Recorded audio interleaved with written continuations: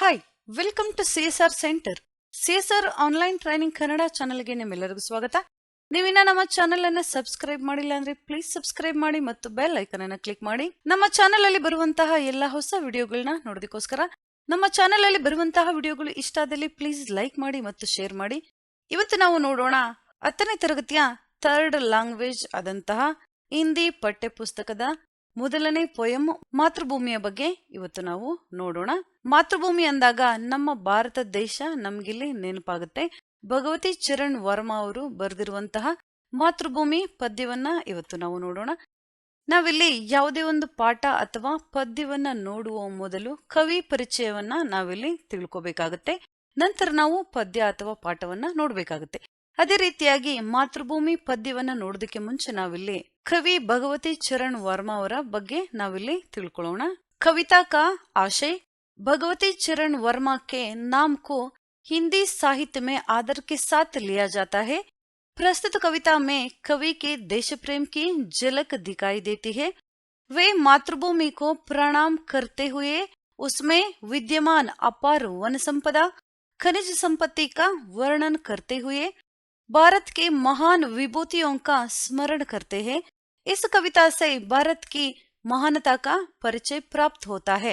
ಭಗವತಿ ಚರಣ್ ವರ್ಮಾ ಅವರು ಮಾತೃಭೂಮಿ ಪದ್ಯದಲ್ಲಿ ಯಾವ ರೀತಿಯಾದ ವಿಷಯವನ್ನ ಹೇಳಿದ್ದಾರೆ ಅಂತ ಇಲ್ಲಿ ಕೊಟ್ಟಿದ್ದಾರೆ. ಕವಿತಾ ಕಾ ಆಶಯ, ಕವಿತೆಯ ಉದ್ದೇಶ ಏನು, ಕವಿತೆಯಲ್ಲಿ ಯಾವ ಒಂದು ವಿಷಯವನ್ನ ಕೊಟ್ಟಿದ್ದಾರೆ ಅಂತ. ಭಗವತಿ ಚರಣ್ ವರ್ಮಾ ಕೆ ನಾಮ್ ಕೋ ಹಿಂದಿ ಸಾಹಿತ್ಯ ಮೇ ಆದರ್ ಕೆ ಸಾಥ್ ಲಿಯಾ ಜಾತಾ ಹೈ. ಕನ್ನಡದಲ್ಲಿ ನಾವು ಯಾವ ರೀತಿಯಾಗಿ ಕುವೆಂಪು, ದಾರಾ ಬೇಂದ್ರೆ, ಮಾಸ್ತಿ ವೆಂಕಟೇಶ್ ಅಯ್ಯಂಗಾರ್, ಶಿವರಾಮ ಕಾರಂತ್ ಹಿರಿಯ ಕವಿಗಳನ್ನ ನಾವಿಲ್ಲಿ ನೆನೆಸ್ತೀವಿ. ಅದೇ ರೀತಿಯಾಗಿ ನಾವಿಲ್ಲಿ ಹಿರಿಯ ಕವಿಗಳನ್ನ ನಾವಿಲ್ಲಿ ನೆನಪು ಮಾಡ್ಕೊಳ್ತೀವಿ. ಹಿಂದಿ ಸಾಹಿತ್ಯದಲ್ಲಿ ನಾವಿಲ್ಲಿ ಕವಿಗಳನ್ನ ನೋಡೋದಾದ್ರೆ ಪ್ರೇಮ್ಚಂದ್ ಅವರು, ಮಹಾದೇವಿ ವರ್ಮಾ, ಭಗವತಿ ಚರಣ್ ವರ್ಮಾ, ಸುಮಿತ್ರಾನಂದ ಪಂತ್, ಈ ರೀತಿಯಾಗಿ ಹಲವಾರು ಕವಿಗಳನ್ನ ನಾವಿಲ್ಲಿ ಹಿಂದಿಯಲ್ಲಿ ನೋಡಬಹುದು. ಹಿಂದಿಯ ಪ್ರಸಿದ್ಧ ಕವಿಗಳಲ್ಲಿ ಭಗವತಿ ಚರಣ್ ವರ್ಮಾ ಅವರು ಸಹ ಇಲ್ಲಿ ಒಬ್ಬರು. ಪ್ರಸ್ತುತ ಕವಿತಾ ಮೇ ಕವಿ ಕೆ ದೇಶ ಪ್ರೇಮ್ ಕಿ ಝಲಕ್ ದಿಖಾಯಿ ದೇತಿ ಹೈ.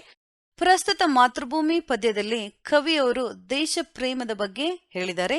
ವೇ ಮಾತೃಭೂಮಿ ಕೋ ಪ್ರಣಾಮ್ ಕರ್ತೆ ಹುಯೆ, ಮಾತೃಭೂಮಿಗೆ ನಮ್ಮ ಭಾರತ ದೇಶಕ್ಕೆ ಪ್ರಣಾಮವನ್ನ ಮಾಡ್ತಾ, ನಮಸ್ಕಾರವನ್ನ ಮಾಡ್ತಾ, ಉಸ್ಮೇ ವಿದ್ಯಮಾನ್ ಅಪಾರ ವನ ಸಂಪದ ಖನಿಜ ಸಂಪತ್ತಿ ಕಾ ವರ್ಣನ್ ಕರ್ತೆ ಹುಯೆ, ಭಾರತದಲ್ಲಿ ಇರುವಂತಹ ಅಪಾರ ವನ ಸಂಪತ್ತು ಅಂದಾಗ ಭಾರತದಲ್ಲಿ ಇರುವಂತಹ ಕಾಡುಗಳು, ಕಾಡಿನಲ್ಲಿ ಇರುವಂತಹ ಪ್ರಾಣಿ ಪಕ್ಷಿಗಳ ಬಗ್ಗೆ ಇಲ್ಲಿ ಹೇಳ್ತಾ ಇದ್ದಾರೆ ಕವಿಯವರು. ಖನಿಜ ಸಂಪತ್ತಿ ಕಾ ವರ್ಣನ್ ಕರ್ತೆ ಹುಯೆ, ಭಾರತದ ಭೂಗರ್ಭದಲ್ಲಿ ಅಡಗಿರುವಂತಹ ಅನೇಕ ಖನಿಜ ಸಂಪತ್ತುಗಳ ಬಗ್ಗೆ ಸಹ ಕವಿ ಈ ಪದ್ಯದಲ್ಲಿ ವರ್ಣನೆಯನ್ನ ಮಾಡ್ತಾ ಇದ್ದಾರೆ. ಭಾರತ್ಗೆ ಮಹಾನ್ ವಿಭೂತಿಯೋಂಕ ಸ್ಮರಣ ಕರ್ತೆ ಹೈ, ಭಾರತದಲ್ಲಿ ಜನಿಸಿರುವಂತಹ ಹಲವಾರು ಮಹಾನ್ ವ್ಯಕ್ತಿಗಳನ್ನ ಸಹ ಕವಿ ಇಲ್ಲಿ ನೆನೆಸ್ತಾ ಇದ್ದಾರೆ. ಇಸ್ ಕವಿತಾ ಸೆ ಭಾರತ್ ಕಿ ಮಹಾನತಾ ಕಾ ಪರಿಚಯ ಹೋತಾ ಹೈ.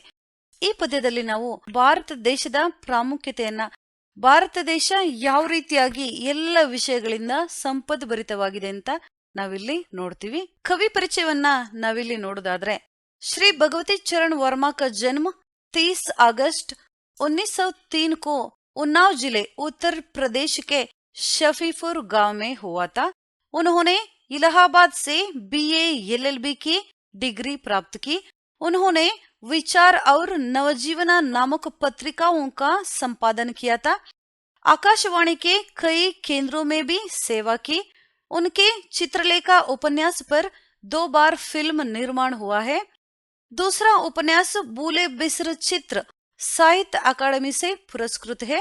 अपने खिलौने, पतन, 3 वर्ष, टेढ़े मेढ़े रास्ते, युवराज, चूड़ा उपन्यास, मेरी कहानियां, मोर्चाबंदी तथा संपूर्ण कहानियां, कहानी संग्रह, मेरी कविताएं, सविनय और एक नाराज कविता, कविता संग्रह, मेरे नाटक, वसीयत नाटक आदि उनकी अन्य लोकप्रिय कृतियां है.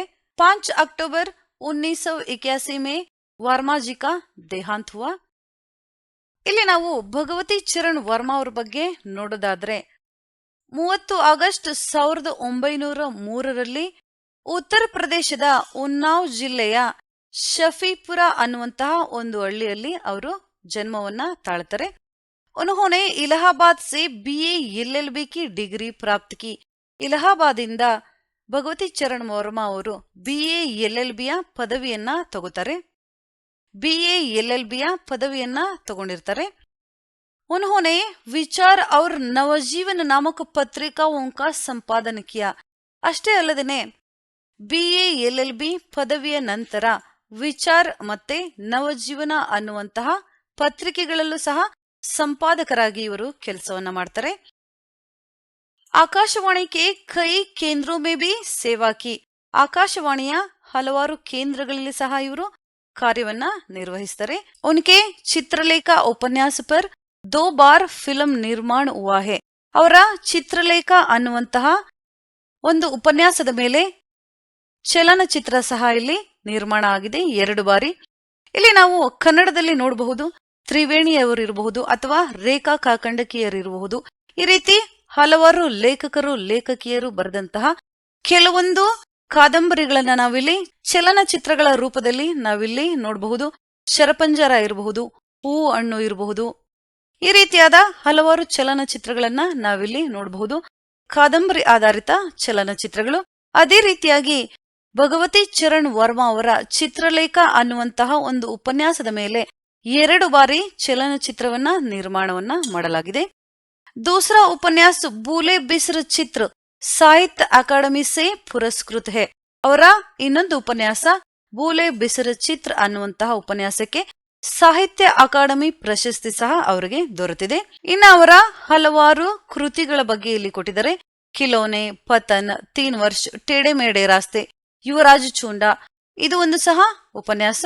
ಮೇರಿ ಕಹಾನಿಯಾ, ಮೋರ್ಚಾ ಬಂದಿ, ಈ ರೀತಿಯಾಗಿ ಹಲವಾರು ಉಪನ್ಯಾಸಗಳು, ಕಥೆಗಳನ್ನ, ಕವಿತೆಗಳನ್ನ ನಾವಿಲ್ಲಿ ನೋಡಬಹುದು. 5 ಅಕ್ಟೋಬರ್ 1981 ಕೋ ವರ್ಮಾಜಿ ಕಾ ದೇಹಾಂತ ಹುವಾ. 1981 ಅಕ್ಟೋಬರ್ 5ರಂದು ಇವರು ಇಹಲೋಕವನ್ನ ಇಲ್ಲಿ ತ್ಯಜಿಸ್ತಾರೆ. ನಾವಿಲ್ಲಿ ಇವತ್ತು ಭಗವತಿ ಚರಣ್ ವರ್ಮಾ ಅವರ ಬಗ್ಗೆ ಒಂದು ಪರಿಚಯವನ್ನ ನಾವಿಲ್ಲಿ ಮಾಡ್ಕೊಂಡ್ವಿ. ನೆಕ್ಸ್ಟ್ ಕ್ಲಾಸ್ ಅಲ್ಲಿ ನಾವು ನೋಡೋಣ ಮಾತೃಭೂಮಿ ಕವಿತೆಯಲ್ಲಿ ಭಗವತಿ ಚರಣ್ ವರ್ಮಾ ಅವರು ಭಾರತ ದೇಶವನ್ನ, ನೆಕ್ಸ್ಟ್ ಕ್ಲಾಸ್ ಅಲ್ಲಿ ನಾವು ನೋಡೋಣ ಭಾರತ ದೇಶದ ವರ್ಣನೆಯನ್ನ ಯಾವ ರೀತಿಯಾಗಿ ಭಗವತಿ ಚರಣ್ ವರ್ಮಾ ಅವರು ಮಾತೃಭೂಮಿ ಪದ್ಯದಲ್ಲಿ ಮಾಡಿದ್ದಾರೆ ಅಂತ.